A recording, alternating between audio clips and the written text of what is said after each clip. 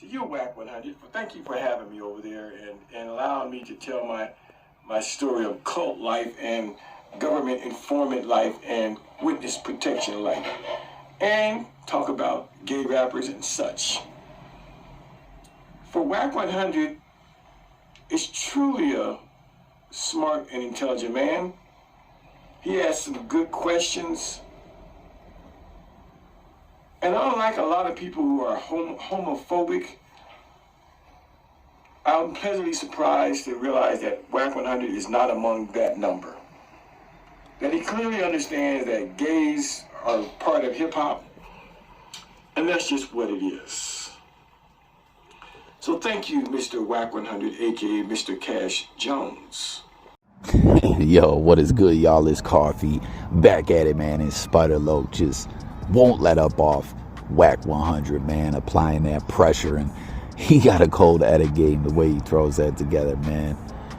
You heard, dude. He said, thank you, Wack100, for allowing me to utilize your platform to tell my story of government informant life, witness protection life, cult life, and not being having that phobia, if you feel me, man. Now, that dude's name is Khalil Almani, and to be quite frank with y'all, he has a very interesting story, man. He actually was on Wack's platform and has been on TV shows and such, you know, over the years, where he got caught up in cult life. And it's always so crazy, you know, nowadays with a lot of streaming services and, you know, the need for more content and more stories to be told.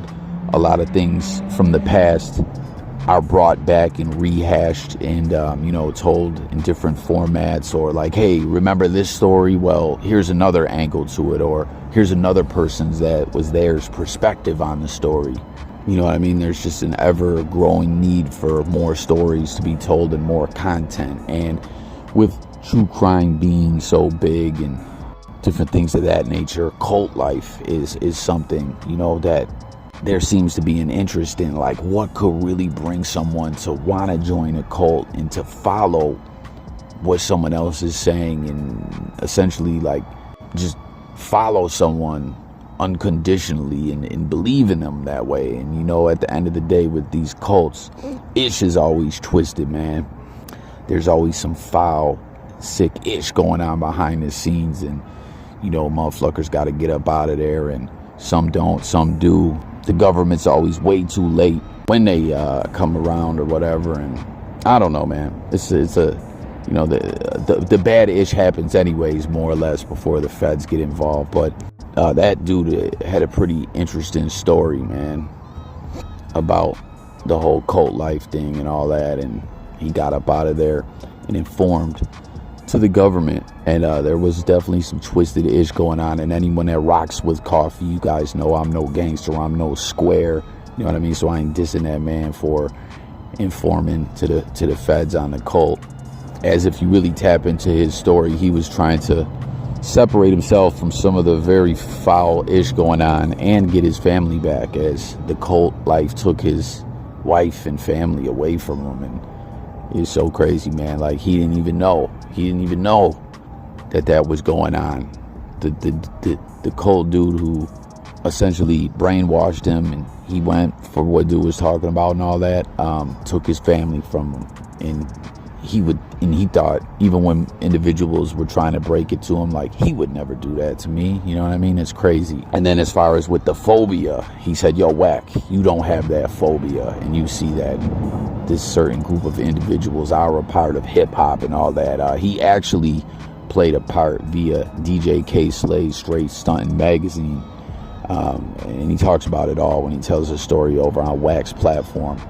About exposing Africa Bambaataa, who at this point in juncture in time, right, we all know what it really is about Africa Bambaataa and what a foul motherfucker he was. Although, I don't know, there still seems to be some people, like, every now and then Bambaataa's name comes back up, and people, I don't know, it always seems like there's a few people who don't believe what was going on with Bambaataa, but through everything that I've seen with people telling their stories and stuff like that. And I'm not even just speaking of Hassan Campbell. I'm speaking of just a lot of different people, and you know, the whole Zulu Nation story and everything. As far as Bambaataa goes, there was a lot of individuals complicit in covering that up, man. You know, it's twisted. But this dude started writing for DJ K-Slay's magazine about Bambaataa, as far as Bambaataa being the first gay rapper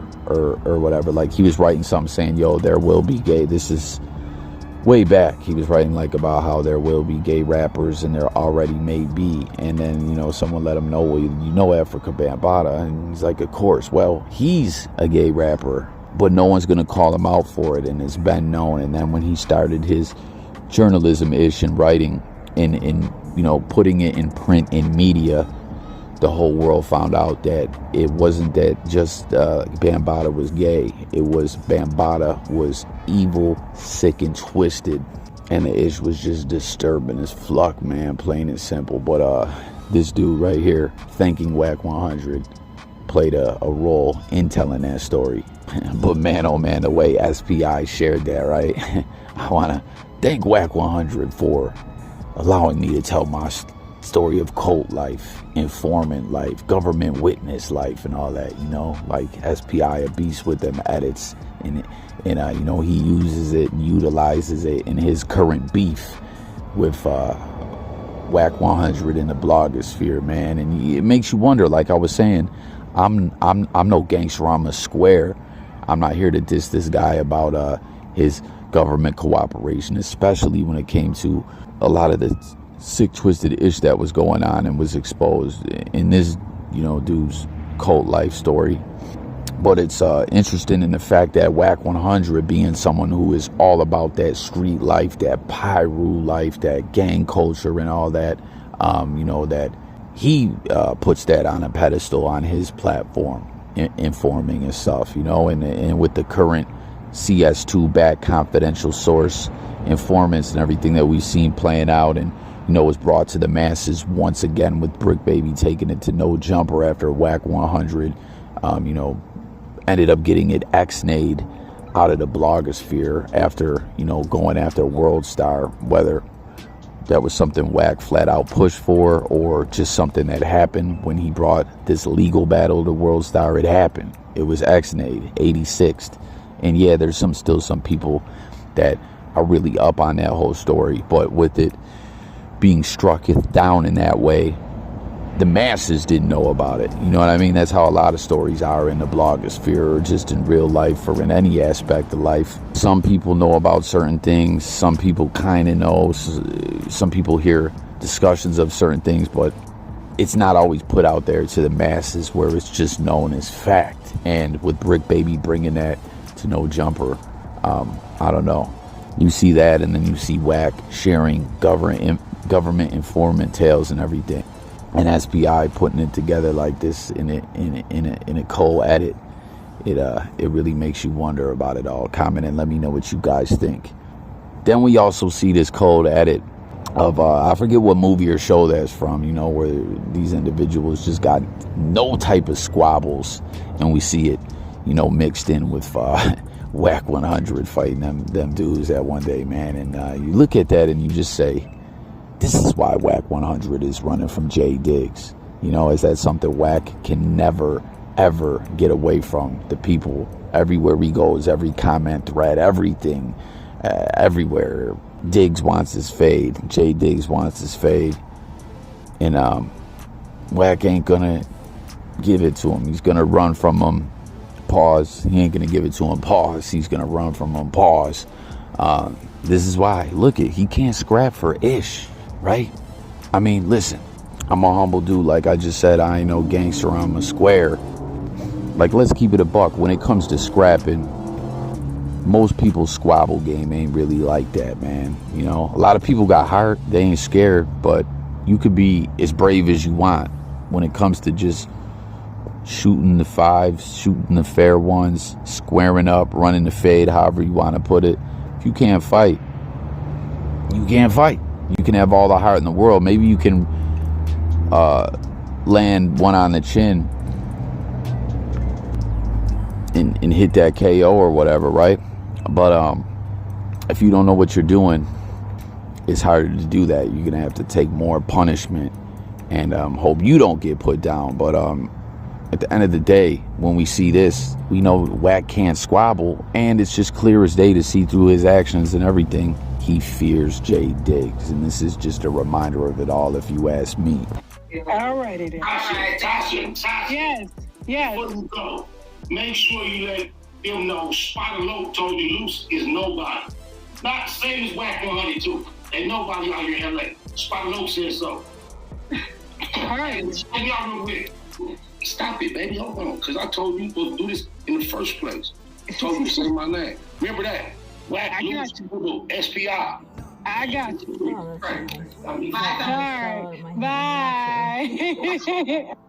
And then at the end of this video, man, that cracked me up, man. Spider Loc out here trying to shut down Loose Cannon and these loose tales that he's telling that a lot of people have debunked about Big U. And I mean, it's just, listen, it's clear as day. He's one of Wack100's current puppets, just like 600. Oh, 600, he's the A&R to Cash Money West. Okay, well, he'll co-sign and push along everything Wack100 has been saying and says, and he'll fill in the blanks to make certain things that Wack's saying timeline-wise and such sound more legitimate. That's what Loose Cannon is, right? He's someone who, what he claims, you know, as far as the streets and gang culture and stuff like that, for him to speak out against Big U and diss him and put all these wild allegations against him, it's tries to, like, it's Wack trying to put more validity behind what he's saying. And it's wild because we've come to find out that that beef is way deeper than all that. And at the end of the day, no matter how Wack100 is presenting it all, certain things, if they are true or not, Wack would be in the know about. He's just mad over he thinks Big U claims Big U snaked him when it came to the music game or whatever. Now he's just trying to dismantle him in any way, diss him a million times over, say he's no bad 50 bajillion ways from Sunday, you know? And Loose Cannon was clearly his puppet to do so. And we even heard Adam 22, you know, come out and say what he did in that interview on No Jumper, bringing Loose Cannon on there, where Wack is directing the story, you know?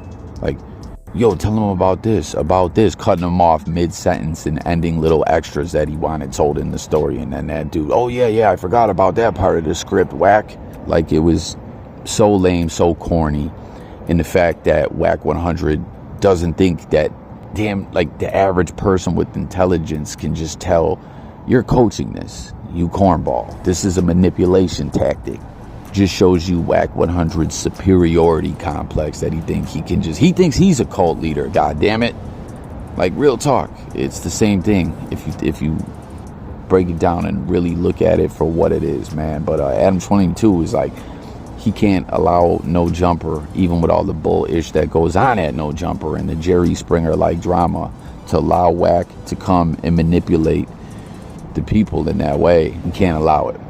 So how you lose your vision? Because I heard it was an internal conflict that caused you to... Man, yeah, I feel like I realized that Munchie might be cut from a different cloth than a lot of people out here. Hell yeah, because the shit that happened up here, no. Okay, I wish Bricc was here so I could get a because he understand his ideology. If I would ask Bricc if I was riding and Adam car and I bust that Bricc, would you be mad at Adam? And I'm pretty sure he'd say yeah, right? Mm-hmm. Now, for y'all to let that dude come up here and incriminate people, that came out of your car, Adam. The Draco thing. No. The Loose Cannon. The Loose Cannon shit. For him to come up here and because what he was insinuating, because that's what he was doing. I didn't say this, but no, you was insinuating something. You know what I mean? And then could be conspiracy to murder. You know what I mean? Mm. So you could open up the books on that. that came off of your platform. That's why they be getting that Vlad, how you get at them, and you know what I'm saying, shit like that. And you don't want that type of reputation and shit. But I see, oh boy, he kind of bullied the program with it. You know what I'm saying? I seen where you got quiet at some point. Wack. Right. You got, but like, man, that shouldn't even made it to the. You know what I mean? That's because that's extortion. He said all kind of crazy stuff. Yeah, he put every crime imaginable on Big That's not straight. How's it Adam's fault? Hey, so look. So I just said it. If I got Adam card, I don't care if he ain't in. If I drove his Rolls Royce and I caught this fool, whoever, and I didn't call Flacco. He just got that on there, but I didn't bust on Flacco. All you see is Adam card. Yeah. You like that nigga Munchie bust on me out of, bro. He went on his platform and said some crazy shit. You know what I'm saying? Sure, and but made some crazy allegations and that nobody ever heard of before. So now you bringing it to light. Sure, that could open up an investigation. Nah, but bro, if it's a podcast, right? Now listen. Now he probably has more sympathy. Sorry, I'm touching my knee. Right? What the fuck? And he probably has more sympathy, right, for when it comes to like the streets, right? But if a gangbanger comes on the platform, he do too, because he got quiet at some point. Because he knew at some point, like, oh, this ain't right. He got quiet. Sure, but I wasn't comfortable with it. No, sure. but though, if I'm him, if a gangbanger comes on like my platform, right, which again, he's a co-host, he's a partner with Wack, right? So him and Wack is 50-50 partners or whatever, right, of this show.